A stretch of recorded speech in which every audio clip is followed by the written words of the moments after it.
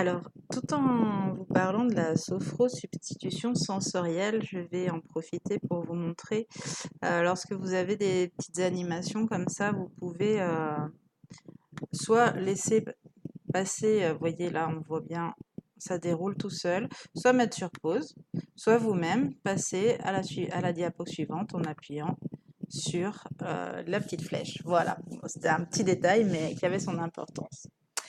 Alors, donc la sophrosubstitution sensorielle permet de s'intéresser aux symptômes physiques, c'est-à-dire tout ce qui va être bien sûr la gestion de la douleur, mais aussi la gestion de petits mal-être, petits inconforts comme des nœuds à la gorge, des boules au ventre, tout ce qui va être des tensions neuromusculaires, etc. Donc la SSS a pour objet, hein, comme l'indique son nom, de substituer une sensation agréable à une sensation désagréable. Alors effectivement, il est important d'avoir un avis médical, non pas parce que si la personne a vraiment un problème, on ne va pas l'aider avec une SSS, puisqu'on va bien sûr l'aider à réduire l'intensité, la fréquence et la récurrence de sa douleur, en tout cas dans tout ce qui va être subjectif, hein, bien entendu, on ne va pas soigner. Donc il est important effectivement que la personne ait vérifié que sa douleur soit prise, enfin qu'elle s'assure que sa douleur, enfin en tout cas l'origine de sa douleur, pardon, soit prise en charge par un médecin, par des médicaments ou peu importe, soit que effectivement il n'y a pas d'origine médicale connue et que justement cette impression de la douleur est totalement psychologique. Alors quand je dis ça, attention, hein, ça ne veut pas dire que la douleur n'existe pas, mais qu'on ne peut pas en mesurer la raison. Et parfois justement, le fait d'y penser, le fait de se concentrer dessus, le fait de ressasser sans arrêt, j'ai mal, j'ai mal, ou ouais, j'ai une boule, j'ai une angoisse, etc.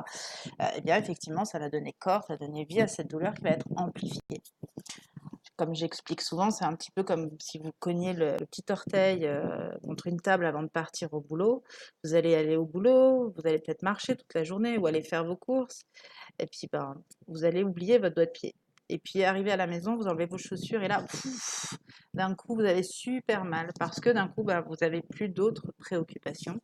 Et du coup, la douleur se rappelle à votre bon souvenir.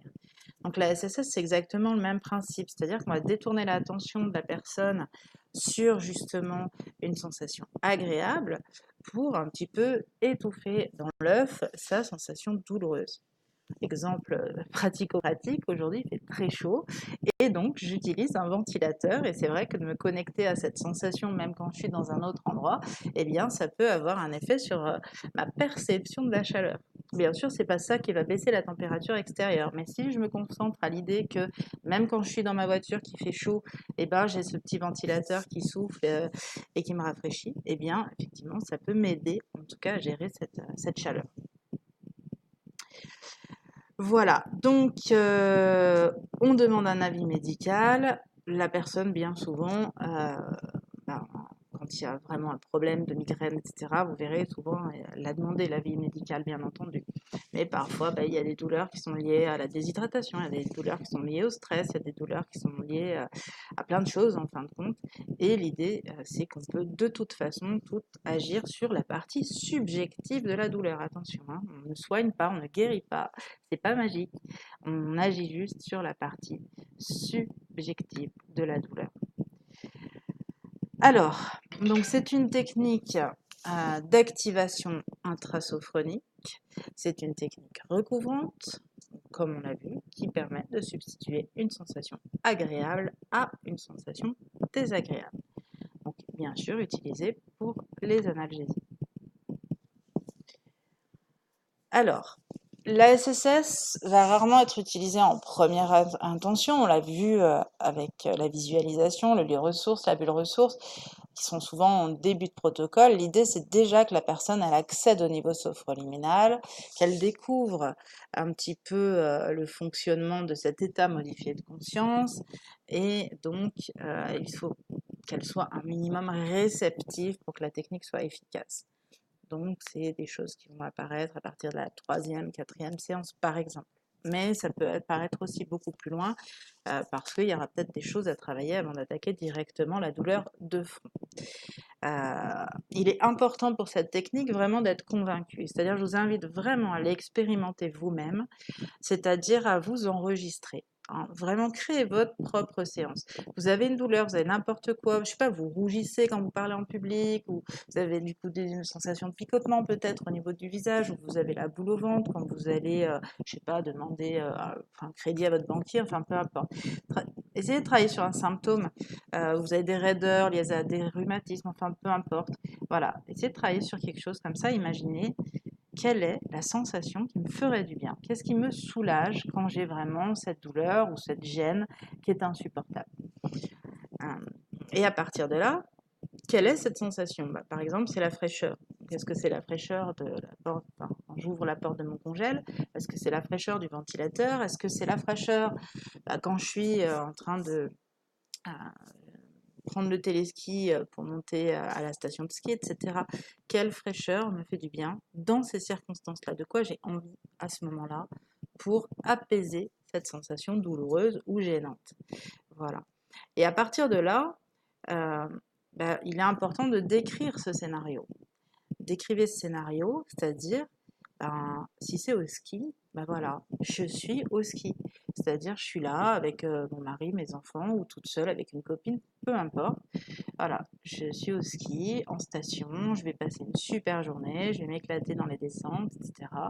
Et voilà, je monte le télésiège. Et quand je monte sur le télésiège, déjà c'est haut, donc comme c'est en altitude, c'est forcément plus frais. Et ensuite, le déplacement lui-même du télésiège fait que effectivement, je reçois de l'air sur le visage. Et puis peut-être que en plus, il y a du vent ce jour-là. Voilà. Donc je vais demander à la personne de décrire ce scénario. Donc si vous le faites pour vous, bien sûr, c'est votre propre scénario. Et d'écrire tout ce qui s'y passe, que ce soit la vue de la neige qui va rajouter à la perception de fraîcheur, que ce soit ce vent qui vient caresser le visage et qui vient rafraîchir, etc. Donc l'idée, c'est de se connecter à ce scénario et de le revivre intensément pour justement vivre avec intensité la sensation désirée, en fin de compte. Donc, en induction mentale, souvent on choisira de planter le décor, c'est-à-dire ça y est, je suis au ski, tout va bien, je m'apprête à passer une super journée, j'observe autour de moi la station de ski, les gens qui dévalent les pentes, ça me donne envie, etc. Voilà, donc je vais être vraiment dans quelque chose qui va être agréable et positif pour moi. Et je suis détendue parce que je sais que je vais passer un bon moment, etc. Donc, voilà. Et la personne, l'idée, c'est qu'elle se projette dans quelque chose de positif, bien sûr, à ce moment-là, pour être réceptive ensuite à la sensation de fraîcheur. Donc, plus elle s'y croit, entre guillemets, et plus la sensation va apparaître de façon importante et intense. Donc, à partir de là, je vais suggérer cette sensation. Donc la technique commence à partir de là et vous commencez à sentir léger souffle sur votre visage. Dès que le télésiège a démarré, vous sentez cette fraîcheur petit à petit qui augmente au fur et à mesure que le télésiège avance, etc. Donc bien sûr, ça va durer 20 minutes, donc on va en mettre... on va beaucoup répéter, bien sûr, parce que ça passe par la répétition, et on va beaucoup impliquer la personne dans le scénario choisi. Donc ça, c'est très important. Et donc, cette technique, effectivement, pourquoi je vous dis de l'expérimenter? Parce que aujourd'hui, avec le recul, souvent les élèves n'y croient pas. Et quand ils la proposent à un volontaire, souvent ils sont bluffés en fait. Parce que, ah, mais ça marche. Ben oui, c'est ça, on n'est pas payé que pour vous apprendre n'importe quoi. Donc l'idée, c'est ça, c'est de se dire, je vais l'expérimenter et je vais vraiment mettre les détails qui vont me permettre de faire émerger cette sensation agréable que je souhaite. Et ressentir vraiment cette sensation. On l'a déjà un peu travaillé avec Schulz et sa sensation de lourdeur, sa sensation de chaleur. Là, ça sera peut-être tout simplement une autre sensation. Donc l'idée, c'est de se connecter au scénario idéal.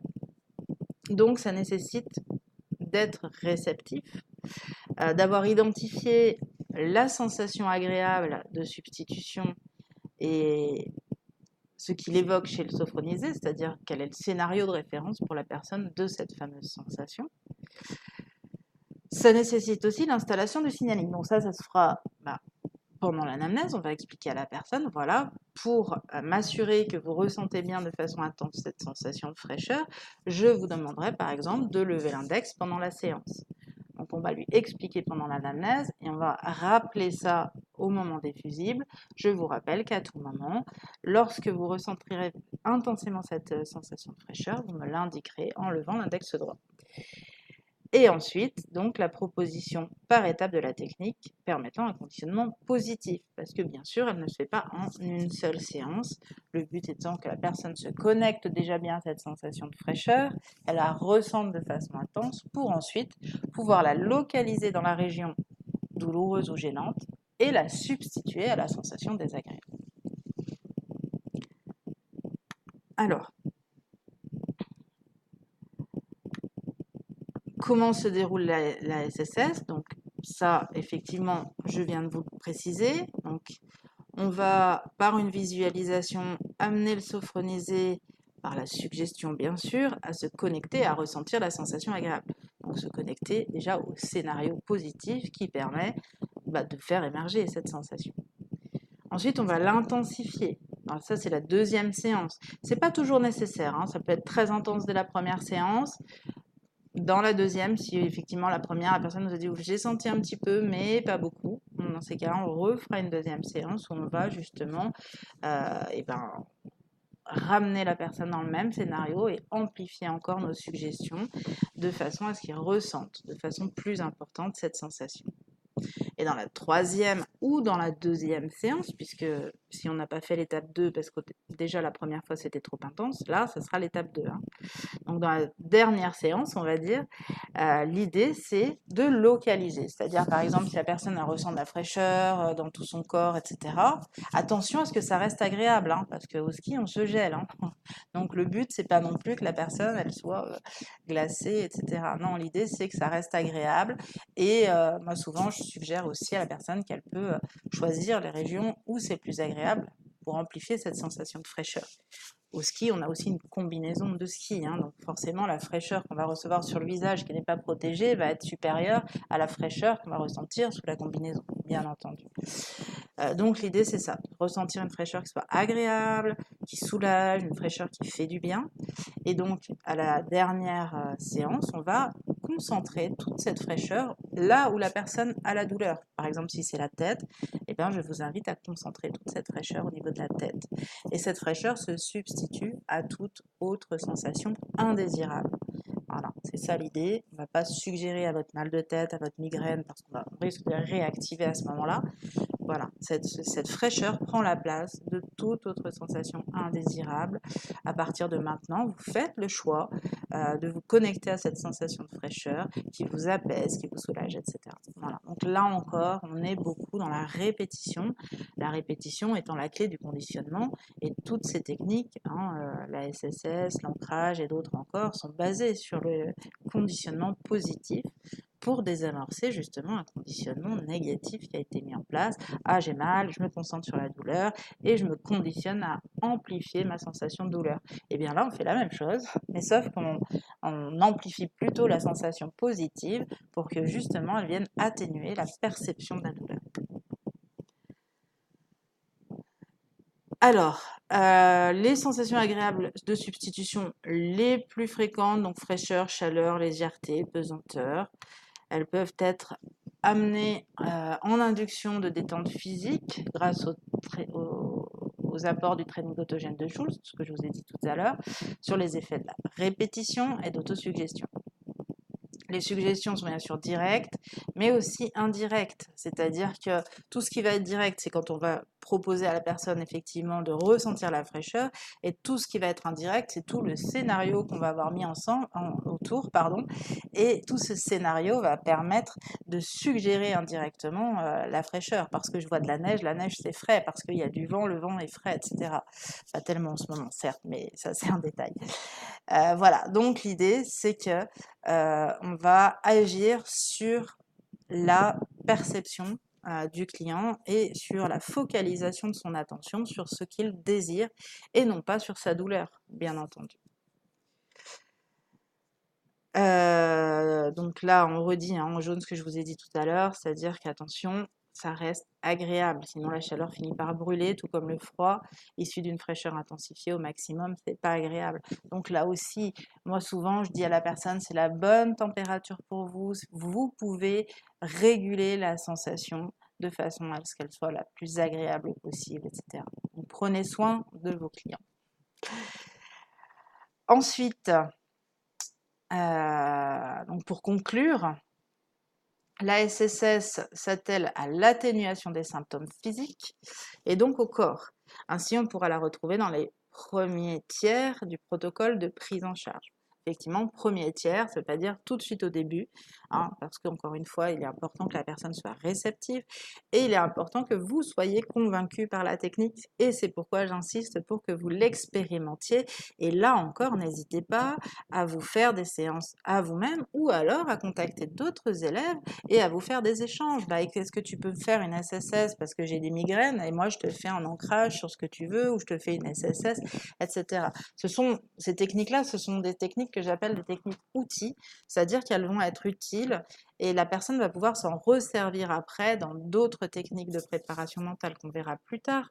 Mais voilà, l'idée c'est qu'elles vont déjà permettre de travailler sur le symptôme corporel au niveau de la SSS, symptômes émotionnels au niveau de l'ancrage.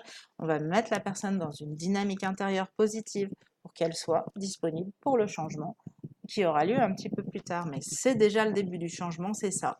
Si je peux être plus agréable dans mon corps, plus agréable dans mes émotions, j'ai plus de facilité à atteindre mon objectif. Voilà. Ah, je suis revenue en arrière, pardon. Hop. Et ensuite,